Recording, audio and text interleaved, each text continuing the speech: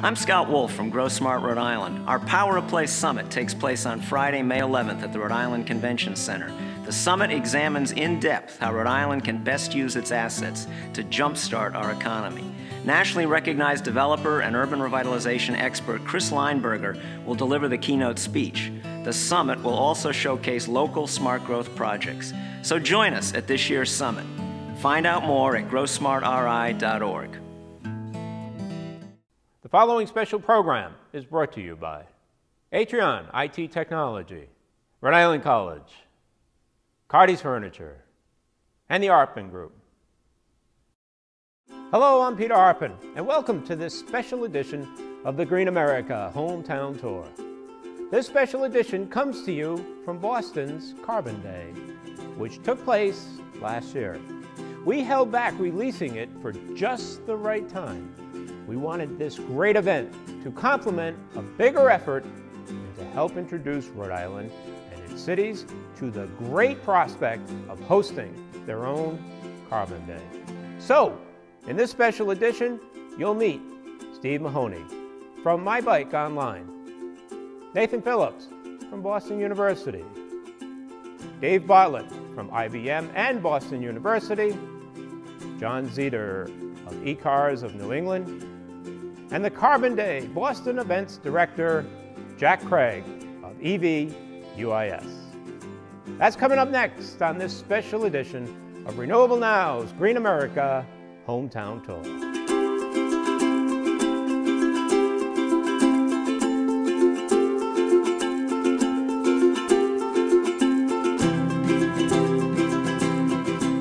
I am here with Steve Mahoney with MyBikeOnline.com. Hi, Steve. Hope you're doing well today. I am. Thank you. We're very interested. You're representing a bike from Switzerland. Yeah. Tell us a little bit about the company, what their market share is, and what some of their goals are here in North America. Well, basically, this is the Stromer, designed in Switzerland, manufactured in China, like most bikes are. But this is kind of the top of line one best electric bike at Interbike, which is the national bike show in America last year. How long have they been here? They've been in America for 2 to 3 years, I believe. It became really, really popular in Europe. Obviously, Switzerland, Denmark. I believe it's the highest selling electric bike in Europe right now. So they brought it over to America. They're setting up dealerships in every major market in the city, or in cities, I guess, across. So, Steve, let's talk about you're doing both sales and leasing. Is that correct, or renting? Exactly. So, for tourists that come to the city, renting bikes is kind of the big thing. We don't do tours. However, you can rent a couple bikes for the day and just zip around the city. And you get a helmet, charger, instructions on how to use the bike. How much does that cost? It's $85 a day per bike. It comes with lock and helmet and tutorial, and you can keep it for 24 hours. And yeah. Give us the price range on electric bikes. How much do they cost? What is the range on that? The range is from about $900 for the cheapest one that we have, and the Stromer, which retails for $2,850. So there's kind of a range for anybody that's looking for an electric bike. So you've got you basically pay for your motor and your battery and how much power you really want. And in a city, this could be a primary mode of transportation. Yes, I mean, we're trying to get, I know Boston as a city and Massachusetts as a state is trying to limit the amount of cars on the road, commuters on the road, get more people on bikes and public transportation. And if you're not, comfortable riding a bicycle, you might want to try out an electric bicycle where you're not pedaling constantly. It does have a throttle. It's very smooth, very easy to ride. And it goes fast enough to keep up with cars in the city, and you don't have to pay for parking, you don't have to pay for gas. Any tax credits? No tax credits as of yet, but it's just because it's not well known yet. So we'll hopefully see that sometime soon. So I just got done riding the Stromer electric bicycle from Switzerland. I'm exhausted. All that pedaling, it was so much hard work.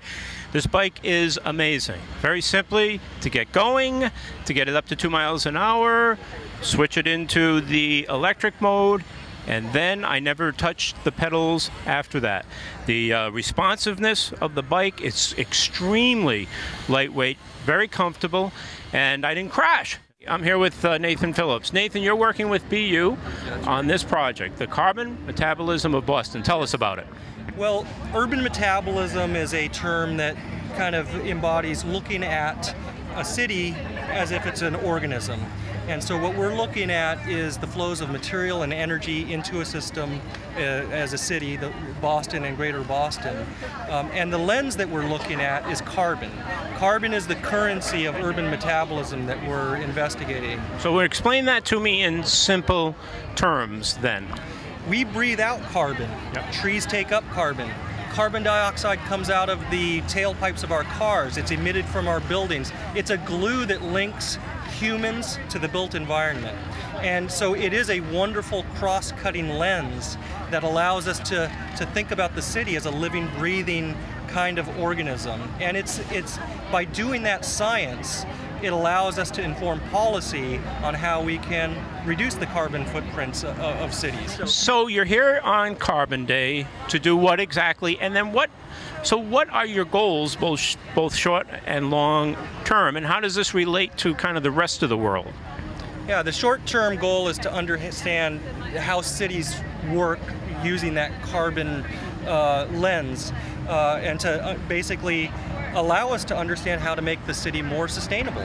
It's a prerequisite for enacting the policies that we need, to understand how technology can help improve our efficiencies at processes, whether it's transportation, the value of green space, whether the trees can shade the buildings and prevent energy use from the buildings because it's keeping the buildings cooler than it would if they weren't shading those buildings. It's about the coupling between the human and the natural systems, using carbon as a lens. Well, we talk on our show about the business side of green, which is all about balancing kind of the economy with the ecology. What are the investments? What are the things we can do smarter, better to reduce emissions, to reduce waste?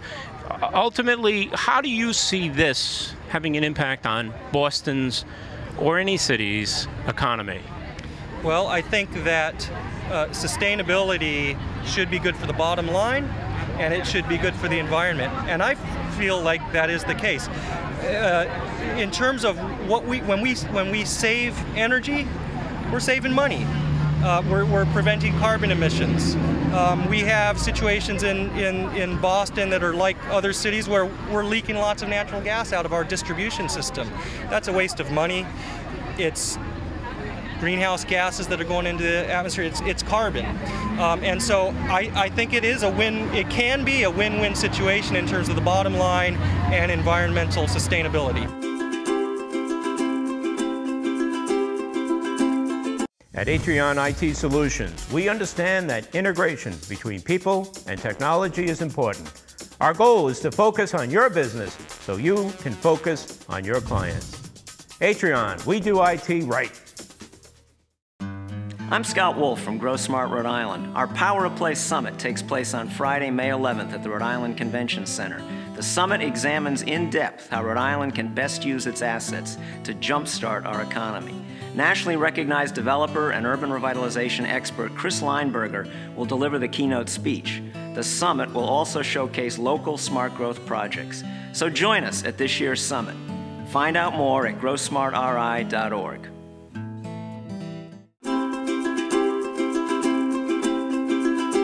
Hi, I'm here with Dave Bartlett from IBM. Dave, thanks for being with us and thanks for being part of Carbon Day. Sure thing, my pleasure. We will take a look. We know that you work, amongst other things, in conjunction with Boston University. Why don't you tell us a little bit about this first, and what you're trying to achieve today? What's happening here at Carbon Day? Well, Carbon Day is really all about raising public awareness of some of the issues we face in the environment as a society, as a city, as a university. So it's really taking the message to the streets, but it's also getting people's ideas as well. So I think of it as a very grassroots effort, one that I greatly enjoy. Now, what are you showcasing here? So we're showcasing a number of things. We've got a project in place called the Sustainable Neighborhood Living Lab. Tell us about that. Well, it's great. It speaks to the university's broad thought leadership from many academic disciplines, ranging from carbon monitoring to renewable energies to better use of lighting to what creative apps we can provide to people to make them better users of energy and mass transportation, etc. Can you give us some specific examples of some of the things you're working on? I remember even off camera you talked a little bit about a conference room, right, and the lighting, and you know, again, what we talk about is really the business side of green, the things that are possible, the investments, what's going to not only help save the environment and make us smarter and more efficient and create less waste, but what's going to save money. Give us some specifics of some of the things you have going on. Oh, sure thing. Yeah, so I'm from IBM, so this is my passion, sustainability, green, but there's obviously a commercial side to it. We talk about smarter planet. So the projects I'm involved with in BU is instrumenting the buildings with, and connecting to the sensors, to the control systems for HVACs, for security, for lighting, to really understand on a real-time basis how the systems are operating, if they're efficient, making them more responsive to the needs of the people. But in doing so, we're able to demonstrate that we can dramatically reduce the cost of energy. This is the business side. And by connecting it to these work order system, reduce the maintenance costs of those systems. So it's all about, rather than reacting to something when it breaks or becomes inefficient, knowing in real time when it's time to replace a filter, when it's time to upgrade a unit, when a valve is stuck, when two units are working against each other. So we've been able to demonstrate enough reduction in maintenance cost and energy cost to be a very good business case and reason to use the smarter building approach or software that we can make available. So that's all done through technology, and you know, one of the things we try to do is make sure consumers, small businesses can make a difference, can make improvements, can save money. Is this all scalable? Is it all affordable? Does it all have a return on investment within a reasonable time? You know, every business I've looked at, every company I've looked at, there's an opportunity there. So for our viewers, what's the best way to get in touch? What is the best way to start this process? You know, just keep an open mind. Don't think it's going to, you know, you have to start big. There's a lot of things we can do very simply with what's existing in place. It's just a matter of bringing the right thought to it. One of the groups I've recently worked with said, Dave, you know, you've just given me a whole new way to think about it that I didn't before, you know, and that's what we're all about. So, yeah, reach out. We can work with you whatever level, and make sure it makes good business sense. And obviously the schools, the universities, and hopefully they can come to Carbon Day next year. Yes, indeed. Thanks, Dave. Hi, I'm here with John Zeter from eCars of New England. We are happily standing here on a really nice day. Beautiful day. In Boston. Absolutely. Carbon Day. Yeah, Carbon Day. Absolutely. John, we have been big advocates on the show about going electric, about the transformation, about 70% of our imported oil going to transportation, how we can change that. Right. We want to know, obviously, about eCars, about WeGo, and start to understand not only the operations and the mechanics of it, but the economics. So tell us a little bit about eCars first. So eCars is a environmentally friendly vehicle dealership. We are located in Reading, Massachusetts, at 281 Main Street. And we are the local WeGo franchise, and we also sell other environmentally friendly vehicles like hybrids, etc. Okay. And WeGo is manufactured where? WeGo is manufactured in California. Have you sold any cars? Yes, we have. We have quite a few WeGos out on the road at this point, and they're headquartered in Atlanta, Georgia, but the cars are manufactured in California. All right. And tell us a little bit then about this car and how it compares to other cars that you're selling and servicing there. Okay, so this is the 2011 WeGo Life, and Life is an acronym from the first two letters of lithium and the first two letters of iron, which is the battery technology. It's a lithium-iron battery. It's a full highway-ready electric vehicle. It does about 100 miles on a charge. And it costs about 3 cents a mile to operate, which is the main factor that everybody wants to know. And it uses 0% foreign imported oil. What are the service requirements? How long will the battery last? So the battery comes warranted for 4 years and 60,000 miles. You can also extend that up to 100,000 miles and an additional 2 years, so up to 6 years. And the nice thing about this battery pack is that it's 36 3-volt cells. So, you know, if one cell goes bad, you don't have to change the whole battery pack. You can just swap out a cell. The other thing, we talked a little bit about this car is manufactured in California. Correct. But tell us a little bit about where all these components come from. Are they domestically produced, internationally? Are they assembled in California? Yeah, so the assembly is in California. The chassis or the glide, which is the body, comes from China. It gets imported into California. And then the vehicle is electrified and all the components are put into it and assembled in California. And the majority of those components are North American made. Majority are US, but there's also some Canadian components as well. All right, now your dealership then, how long have you been there? We are actually about to open up. We're under construction at the moment. We've been in business a little over a year, and we're about to open up our facility in Reading. The nice thing about our dealership is that we took a environmentally dirty site. There was a bunch of environmental contaminants on this site, so that we've cleaned up the site, and now we're opening a green business on the site. So that's terrific. The town of Reading is very excited about it. We're excited about it. We're going to be open within the next month at 281 Main Street in Reading, Mass. How do they find you on the web? www.e-carsone.com. Awesome. Thank you.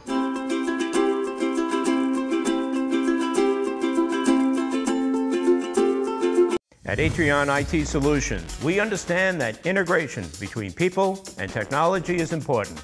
Our goal is to focus on your business so you can focus on your clients. Atrion, we do IT right. I'm Scott Wolf from Grow Smart, Rhode Island. Our Power of Place Summit takes place on Friday, May 11th at the Rhode Island Convention Center. The summit examines in depth how Rhode Island can best use its assets to jumpstart our economy. Nationally recognized developer and urban revitalization expert Chris Lineberger will deliver the keynote speech.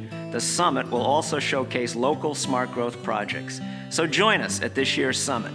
Find out more at growsmartri.org.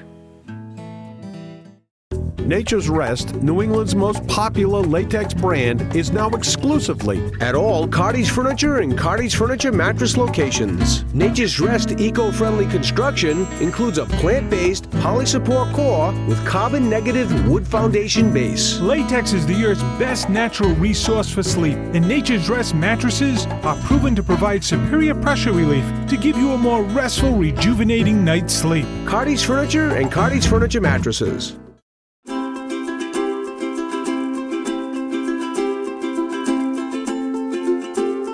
Welcome back to Renewable Now.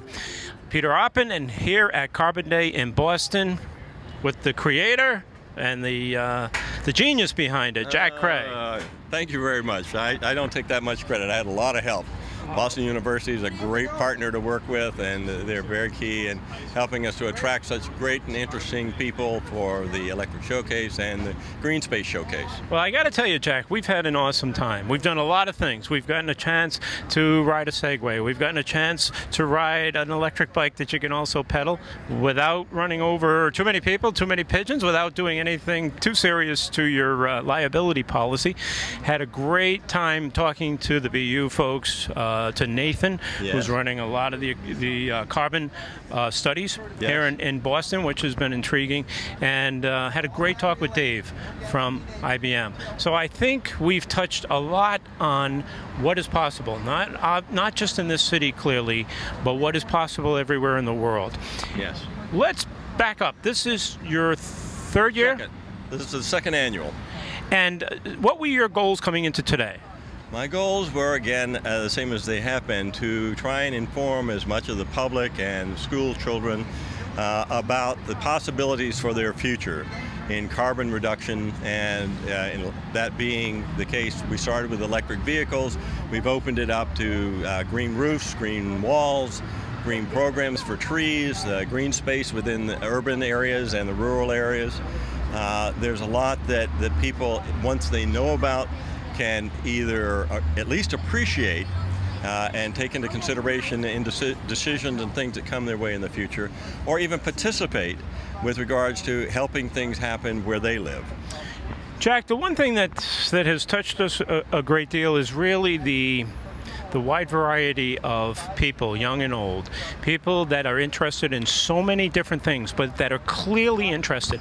One of the things that everybody touched on is this neighborhood, and this neighborhood's ambition, its desire, its passion for getting better and cleaner. Do you feel that? Is that a big part of Carbon Day?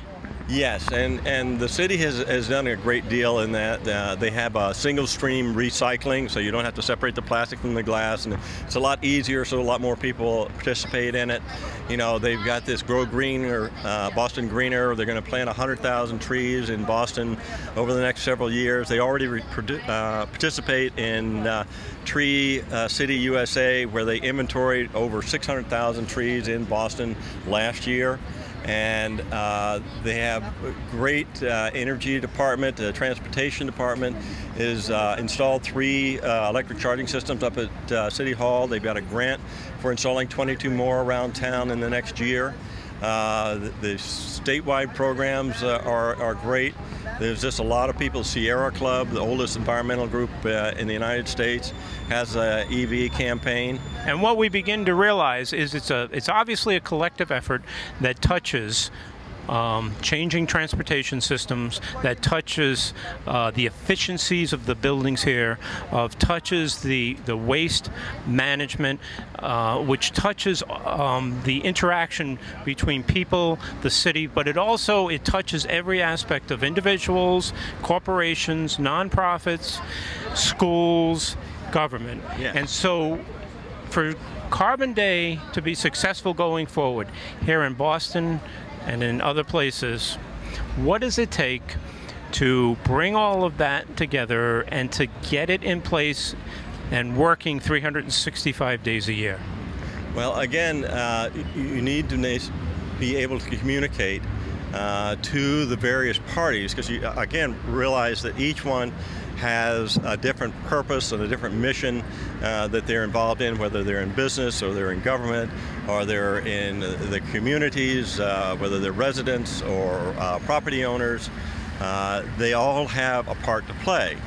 And once they understand the benefits that come to them, then they can learn how to work together to accomplish even more than their individual efforts. So is this process of Carbon Day and the focus on the city's carbon footprint right now, how that moves from weekday to the weekend to the nights, is the drive purely for the reduction in that and the economic impact on the city as well as the environmental? Well, it's that and more.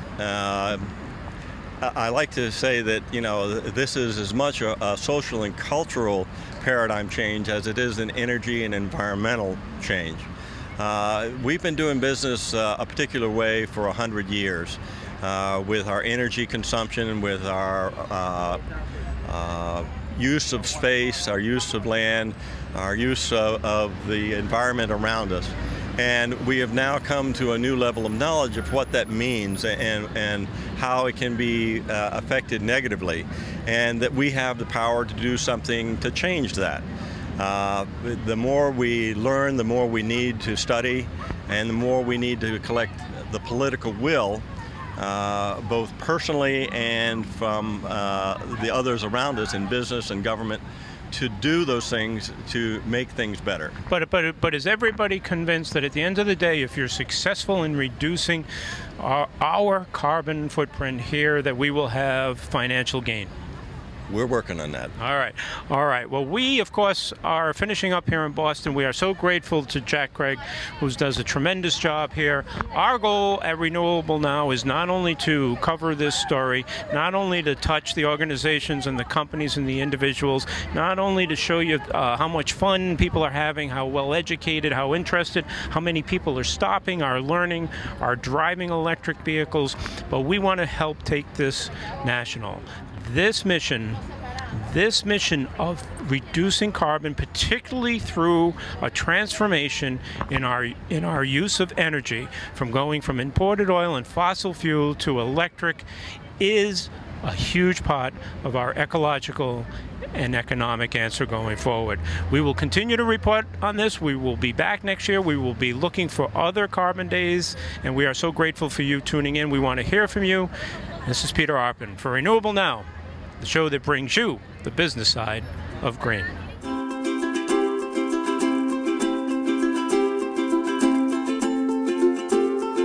At Atrion IT Solutions, we understand that integration between people and technology is important. Our goal is to focus on your business so you can focus on your clients. Atrion, we do IT right.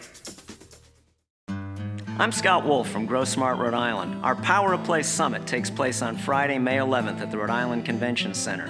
The summit examines in depth how Rhode Island can best use its assets to jumpstart our economy. Nationally recognized developer and urban revitalization expert Chris Lineberger will deliver the keynote speech.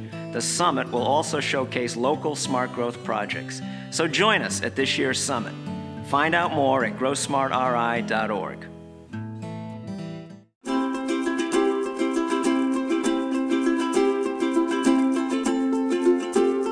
How fitting that Boston is the second host city to Carbon Day. An old but young city struggling to overcome years of overdevelopment, poor planning, urban sprawl tying the city up into traffic congestion and decaying infrastructure. But a city beautiful in its architecture, history, spirit, and resilience. We just met some amazingly smart, innovative people who are mapping solutions, a better future, bringing good old Yankee ingenuity, primarily through new technology, to a vibrant, invigorating city that is on the cusp of a complete transformation into a truly sustainable future. And guess what? We have some amazingly smart, innovative people right here in Rhode Island who are working with Renewable Now to bring Carbon Day right here to the Ocean State.